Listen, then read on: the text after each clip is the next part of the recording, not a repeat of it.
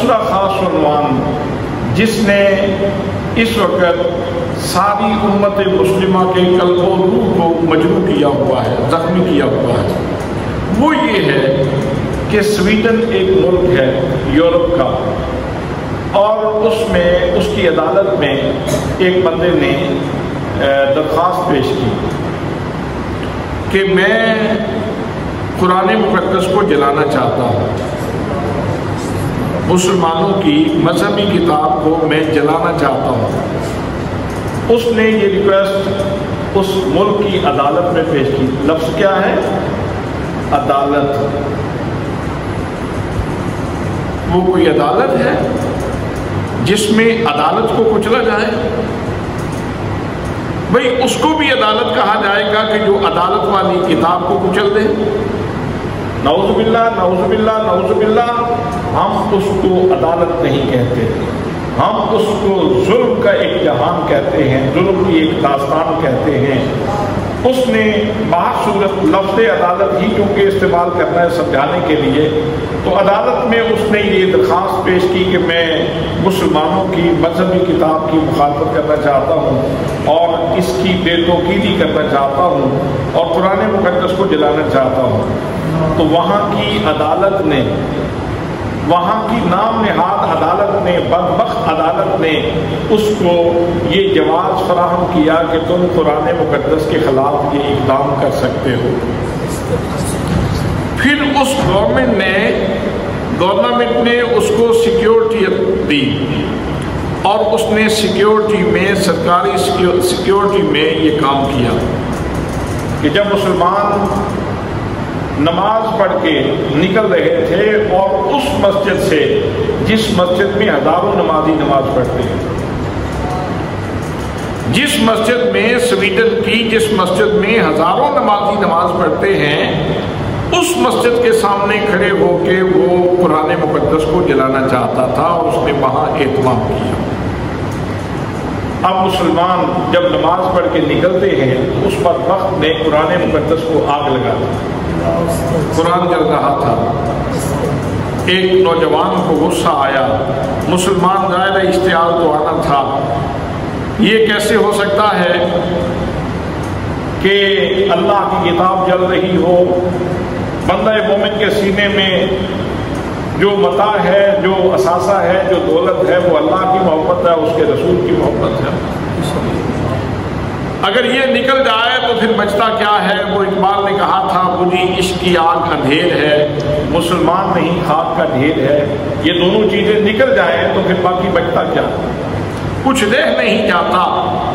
ایک مشت خاک کے سوا، مٹی کے سوا کچھ نہیں جاتا۔ انسان تو بھسم ہو جاتا ہے اگر اس کے سینے سے اللہ کا پیار نکل جائے، اللہ کے رسول کی محبت نکل جائے۔ اب لوگ مشتعل ہوئے، ایک لڑکے نے اس کو پتھر دے مارا جلانے والے کو۔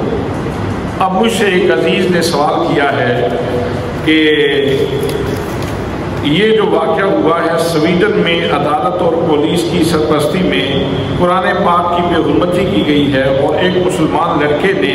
گستاخ کو پتھر مارا ہے، اس کے بارے میں آپ کیا کہتے ہیں؟ یہ کوئی پوچھنے والی بات ہے؟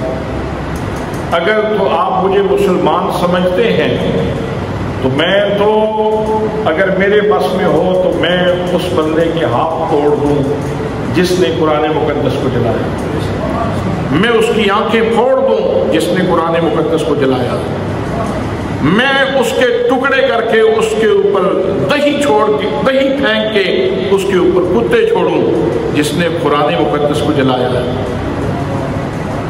یہ اس نے قرآن مقدس کو نہیں جلایا، اس نے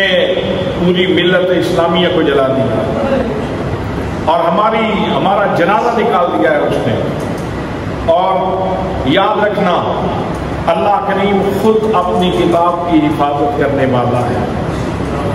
اللہ کریم خود اپنی کتاب کی حفاظت کرنے والا ہے کسی کو شک اس میں؟ کسی مسلمان کو اس میں شک ہے؟ پھر قرآن کیوں جلا؟ حضرات یاد رکھنا، اللہ کریم کی نصرت خاص اس وقت اترا کرتی ہے جب موجود جتنی آپ کے اندر طاقت موجود ہے وہ ساری کی ساری آپ استعمال کر لیتے ہیں، پھر جو کمی رہ جاتی ہے وہ اللہ کریم اپنی جناب خاص سے پوری فرما دیتا ہے۔ تو یہ اس طرح کے واقعات یہ میرے اور آپ کے امتحان کے لیے آتے ہیں، غیرت ایمانی کو چیک کرنے کے لیے آتے ہیں، آزمائشیں آتی ہیں اور اہل حق کا امتحان لینے کے لیے آتی ہیں۔ اس وقت اگر ہم ایک گوشت کا لوتھڑا بن کے اور مٹی کا ایک ڈھیر بن کے زمین کے اوپر چلتے رہیں تو ہمارے وجود کا کوئی جواب نہیں بچتا۔ اس موقع پہ جتنا رویا جائے، جتنا چیخا جائے یہ کم ہے، لیکن یہاں سوال تو یہ ہے کہ 57 ممالک ہیں اس زمین کے سینے کے اوپر جو کلمہ پڑھتے ہیں، 57 ممالک میں مسلمان رہتے ہیں، لیکن کسی ایک ملک میں بھی قرآن بطور دستور نافذ نہیں۔ پہلی زیادتی تو ہم نے خود کی، یہ ظلم تو ہم نے خود گوا رکھا ہے۔ حضرات محترم، قرآن مقدس فقط الماری میں سجانے کی کتاب نہیں ہے، قرآن مقدس میرے اور آپ کے وجود کو سجانے کی کتاب ہے۔ میرے اور آپ کے وجود کو سجانے کی، ڈیکوریٹ کرنے کی، تزئین کرنے کی، تحسین کرنے کی کتاب ہے۔ مجھے اپنے گریبان میں جھانکنا ہے، آپ اپنے گریبان میں جھانک کے اپنے آپ سے پوچھیں کہ ہم نے قرآن مقدس کے ساتھ کتنا انصاف کیا۔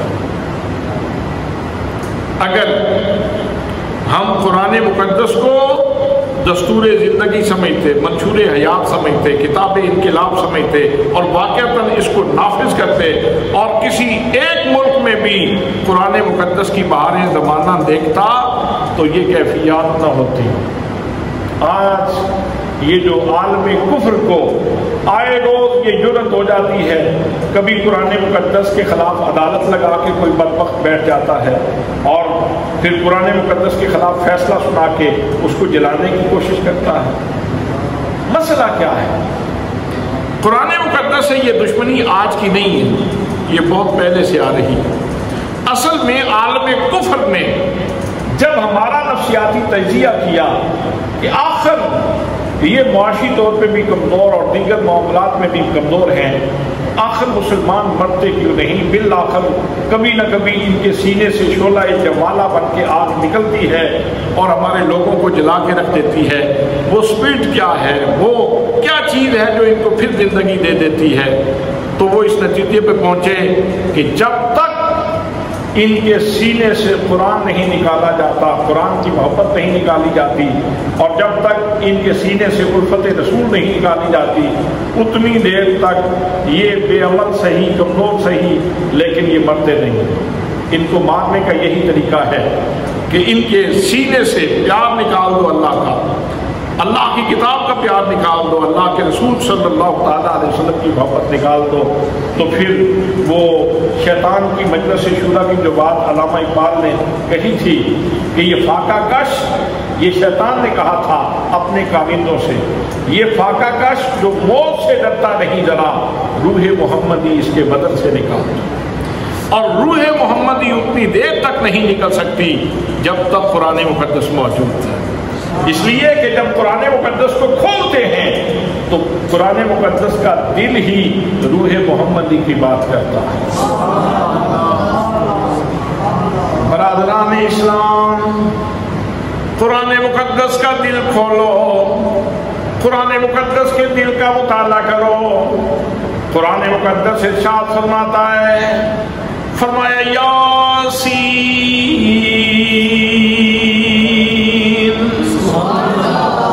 اے سید ادواجم، اے کل جہانوں کے سردار۔ حضرات محترم، قرآن مقدس کا سینہ بول رہا ہے، قرآن کا دل بول رہا ہے۔ اور یہ مقام کون سا تھا؟ جب نبی مکرم صلی اللہ تعالیٰ علیہ وسلم نے یہی کتاب پڑھ کے سنائی، قرآن مقدس لوگوں کو سنایا اور ان کو دعوت دی، فرمایا اور لوگوں اللہ کریم کو وحدہ لا شریک مان لو اور مجھے اللہ کے رسول مان لو۔ آگے سے جواب دیا لوگوں نے، چاہیے تو یہ تھا کہ اپنے سینوں کو منور کر لیتے، لیکن جواب آ رہا ہے لست مرسلا، تم تو رسول ہی نہیں ہو، تمہارے پاس تو رسالت ہی نہیں ہے، تم تو خود بخود رسول بنے ہوئے ہو، تمہیں کوئی رسول بنانے والا نہیں۔ حضرات محترم، جس نے بنایا تھا اس نے جب دیکھا کہ میرے محبوب صلی اللہ علیہ وسلم کے قلب اقدس کو مجروح کیا جا رہا ہے، میرے نبی کا دل زخمی ہے، میرے نبی کو تکلیف ہوئی اس بات کی، لوگ مجھے پتھر مارتے ہیں، تمہارے غزل پہنچاتے ہیں تو پہنچائیں، لیکن یہ لوگوں کو جرأت کیوں ہو کہ مجھے کہیں کہ تو اللہ کا نہیں ہے؟ جب نبی مکرم صلی اللہ علیہ وسلم کے دل کو تکلیف ہوئی، اللہ کریم نے اپنے محبوب صلی اللہ علیہ وسلم کے قلب اقدس کے اوپر مرہم رکھی، اور الفاظ یہ ہیں، فرمایا یا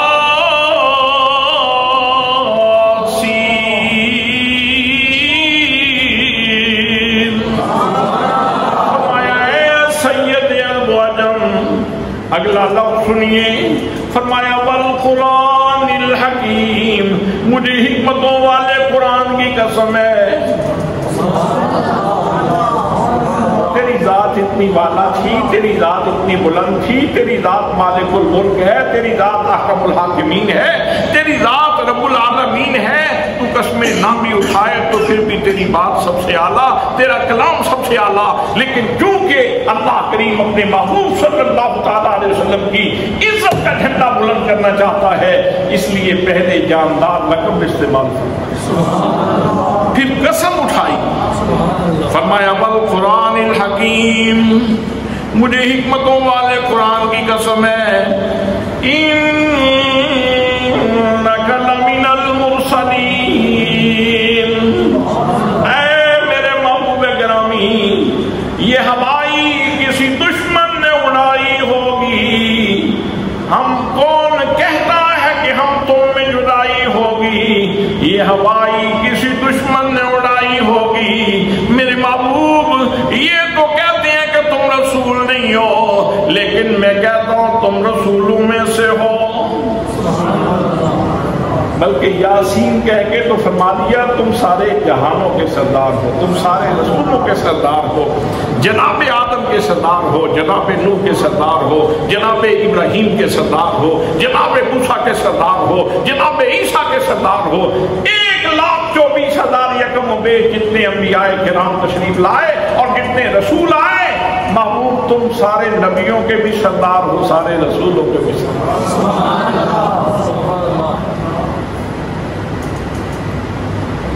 سبحان اللہ۔ تو جب تک قرآن پڑھا جائے گا اتنی دیر تک مسلمانوں کے اندر روح محمدی موجود رہے گی۔ جب قرآن پڑھنے والے یہ پڑھیں گے اِنَّا أَعْطَيْنَاكَ الْكَوْثَرَ فَصَلِّ لِرَبِّكَ وَانْحَرْ إِنَّ شَانِئَكَ هُوَ الْأَبْتَرُ، میرے آقا کریم صلی اللہ علیہ وسلم کے دو بیٹے یکے بعد دیگرے مثال فرما دیا، کسی ظالم نے کہہ دیا باترا محمد کی نسل تو جاتی نہیں، اب تو کوئی ان کا نام لینے والا نہیں،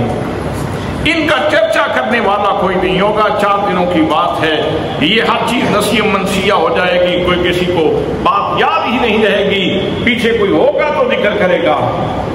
حضرات محترم، اللہ کریم نے ارشاد فرمایا اِنَّا أَعْطَيْنَاكَ الْكَوْثَرَ، فرمایا اے محبوب گرامی ہم نے آپ کو کوثر عطا فرمائی ہے۔ حضرات محترم، لفظ کوثر صفت مشبہ کا صیغہ ہے اور اس کا موصوف ذکر نہیں کیا، یہ نہیں فرمایا کہ ہم نے آپ کو حوض کوثر عطا فرمایا ہے یا نہر کوثر عطا فرمائی ہے۔ علماء فرماتے ہیں یہاں صفت تو ذکر کر دی گئی اور موصوف ذکر نہیں کیا گیا، اس لیے کہ لوگ یہ جان لیں کہ اللہ کریم نے اپنے محبوب کو جو کچھ عطا فرمایا ہے تھوڑا نہیں دیا، بہت زیادہ عطا فرمایا۔ اللہ نے کچھ بھی تھوڑا نہیں دیا، حوض کوثر دیا تو ایسا دیا جو ساری اللہ کی پیار کرنے والی مخلوق کے لیے کافی ہوتی ہے۔ نہر کوثر عطا فرمائی تو اس کے اندر بھی اتنی جامعیت ہے، اور پھر علم عطا فرمایا تو وہ بھی جامعیت والا عطا فرمایا، اختیار عطا فرمایا تو وہ بھی جامعیت والا عطا فرمایا، معجزات عطا فرمائے تو سارے نبیوں سے زیادہ معجزات عطا فرما دیے۔ اللہ کریم نے اپنے حبیب صلی اللہ تعالیٰ علیہ وسلم کو اولاد عطا فرمائی، کسی خاندان کے اتنے افراد نہیں ہیں مشخص معین جتنے سادات کرام موجود ہیں۔ آپ دیکھ لیں پوری دنیا کا سروے کر کے، کسی علاقے میں گجر پائے جاتے ہیں، کسی علاقے میں ملک پائے جاتے ہیں، کسی علاقے میں چیمے پائے جاتے ہیں، کسی علاقے میں چٹھے پائے جاتے ہیں، کسی علاقے میں تارک پائے جاتے ہیں، کسی علاقے میں کوئی خاندان پایا جائے گا، کسی علاقے میں کوئی خاندان پایا جائے گا، لیکن سات بنی آدموں کا سروے کر لیں، آپ چپا چپا زمین کا گھوم لیں، جس خطے پہ جائیں گے وہاں آپ کو سادات کرام نبی کریم کی اولاد ضرور ملے گی۔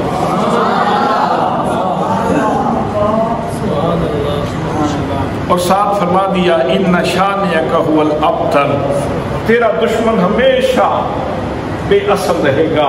بے نسل رہے گا، بے نام رہے گا، محبوب تیرے دشمن مٹیں گے، تیرا چرچا دوالا ہوتا رہے گا۔ دشمن اس دور میں بھی دشمنی کرتے رہے، اور یہ بات آپ کی خدمت میں عرض کروں کہ اس طرح کی جتنی وارداتیں لوگ کرتے ہیں، جیسے سویڈن والے لوگوں نے کی، اس طرح کی وارداتوں سے قرآن مقدس کی عظمت میں کمی نہیں آتی، لوگوں میں رجحان بڑھتا ہے۔ جو پہلے جانتے ہیں تو وہ تو ویسے ہی جانتے ہیں، مزید جن لوگوں تک قرآن مقدس نہیں پہنچا وہ پھر سوچتے ہیں دیکھیں تو صحیح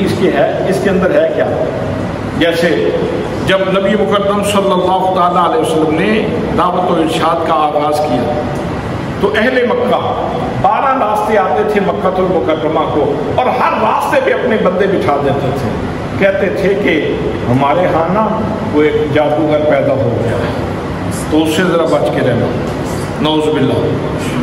ادھر سے جو آ رہا ہے اس راستے سے اسے بھی سمجھانے والا بندہ موجود، ادھر سے جو آ رہا ہے اس کو بھی سمجھانے والا، ادھر سے جو آ رہا ہے اس کو بھی سمجھانے والا، سارے راستوں سے 12 راستوں کے اوپر لوگ موجود ہوتے تھے، اور بڑے ناصح مشفق بن کر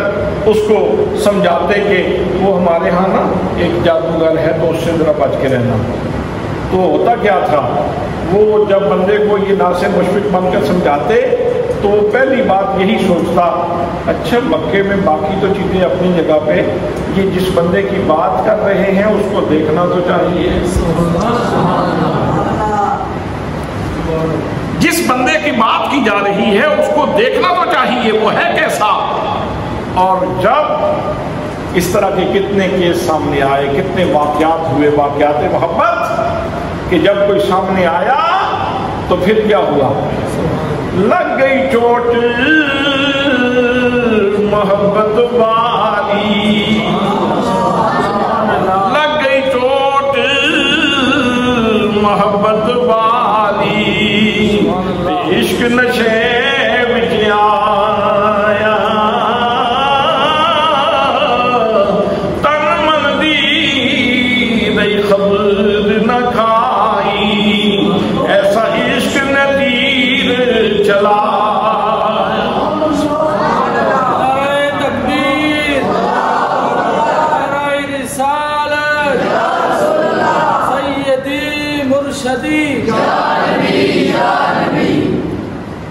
اور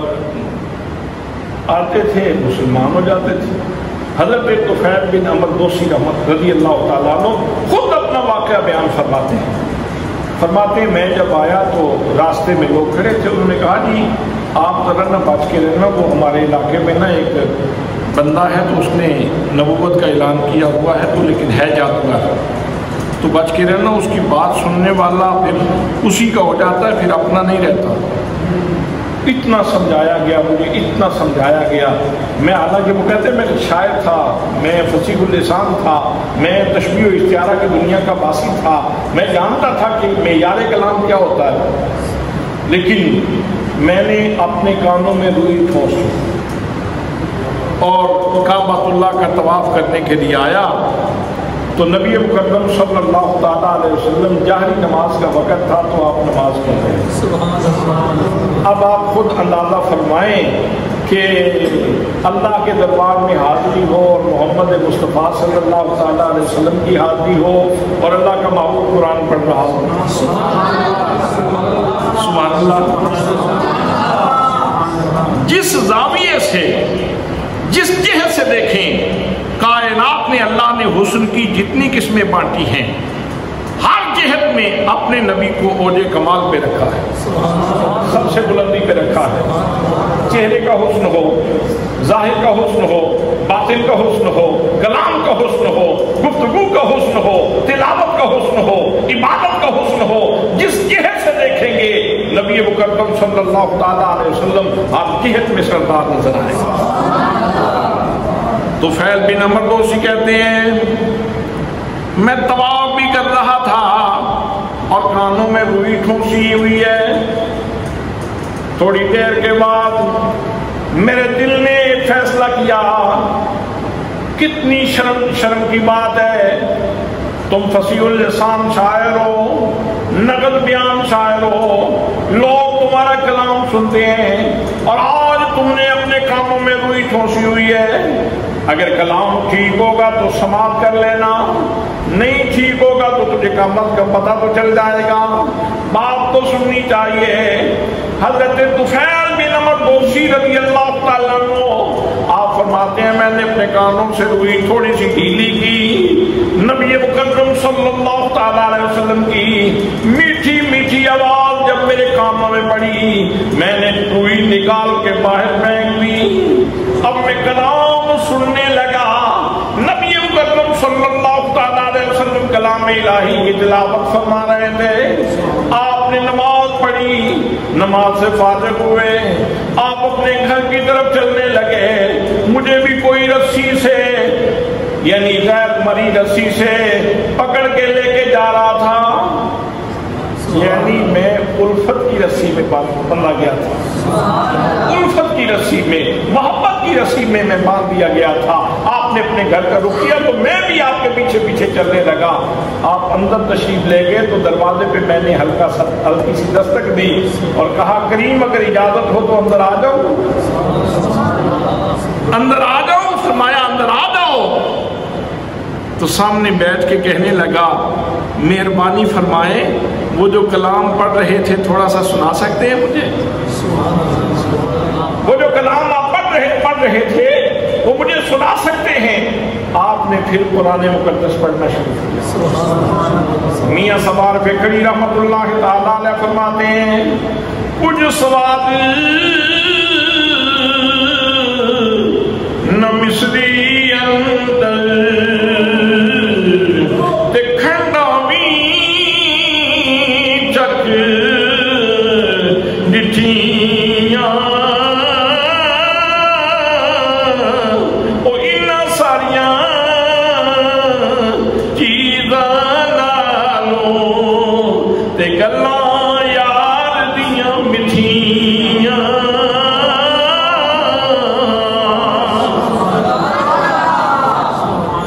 اردو والے نے منظر کشی کی،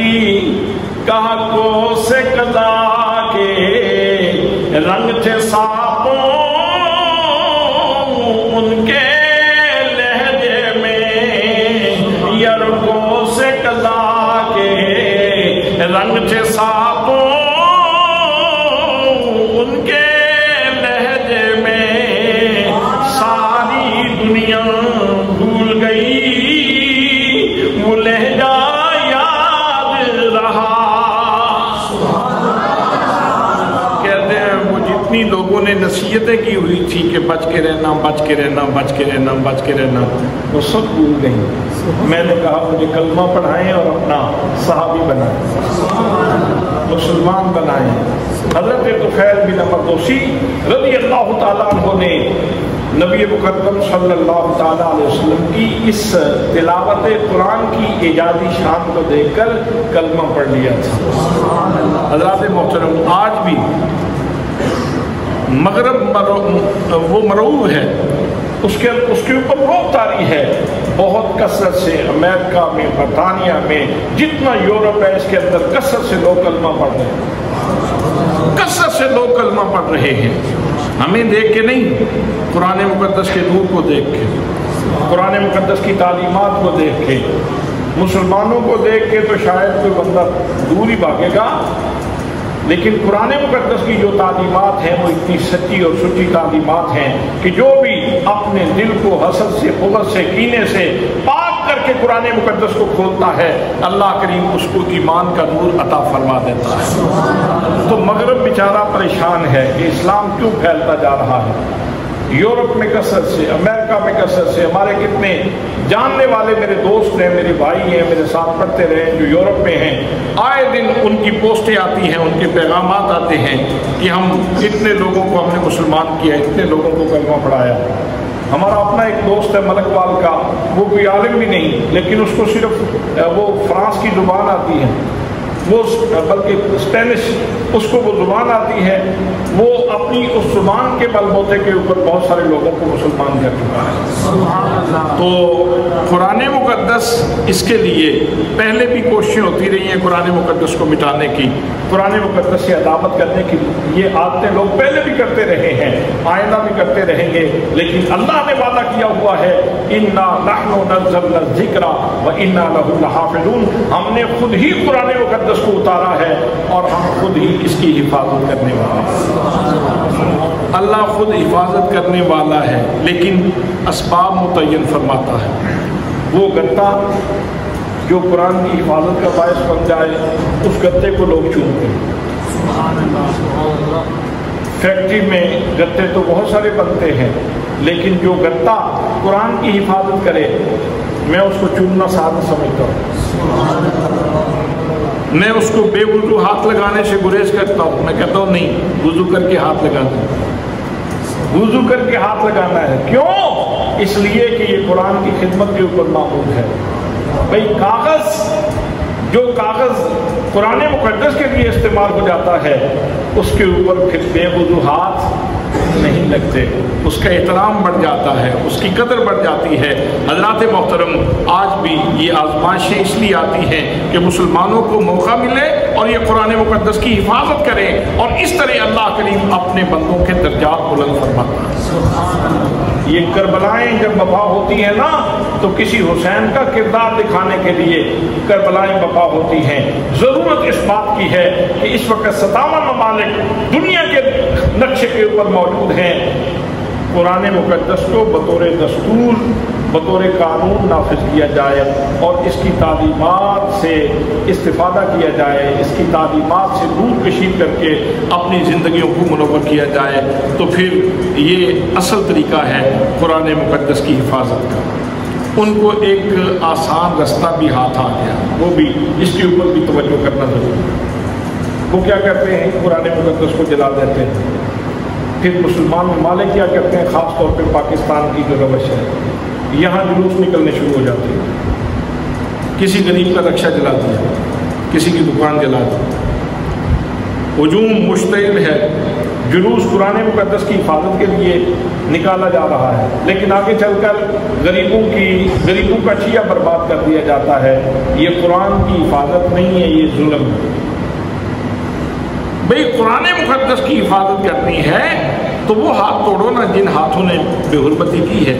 غریب کا رکشہ جلانے کا کیا مطلب ہے؟ غریب کی دکان جلانے کا کیا مطلب ہے؟ تو یہ شعور بھی بیدار کرنے کی ضرورت ہے کہ جس نے غلطی کی ہے، جس نے گستاخی کی ہے، اس کے ہاتھ توڑے جائیں، اپنی املاک کو نہ جلایا جائے، اپنے بازاروں میں آگ نہ جلائی جائے، اپنے ملک کو مستحکم کرنے کی کوشش کی جائے، مضبوط کرنے کی کوشش کی جائے، بلکہ اتنی بہتر انداز میں جو گورنمنٹ لیول کے لوگ ہیں ان کو اتنی بہتر پالیسی تشکیل دینی چاہیے کہ امت مسلمہ کا ایک بہت بڑا بلاک تشکیل پائے، اور جب کبھی آئندہ کوئی اس طرح کی کوئی حرکت ہو تو ایک بندے کی آواز نہ ہو بلکہ 57 ممالک کی ایک آواز ہو۔ صرف مذمت کر دینے سے، شہباز شریف صاحب نے مذمت کر دی، عمران خان نے مذمت کر دی، ہمارے جرنیل نے مذمت کر دی، تو صرف مذمت کرنے سے نہیں بلکہ اس کے لیے تھوڑی سی کوشش کرنے کی ضرورت ہے. جیسے رجب طیب اردگان بول رہا ہے، دیگر جو لوگ ہیں وہ بول رہے ہیں، تو تمام مالک اس موقع سے فائدہ اٹھا کے ایک اسلامی بلاک تشکیل دیں، اور جب اس طرح کی کوئی حرکت ہو تو اجتماعی آواز مقابلے میں آئے اور اجتماعی طور پر اس کا مقابلہ کیا جائے، تب جا کے ان چیزوں کی روک تھام ہوگی.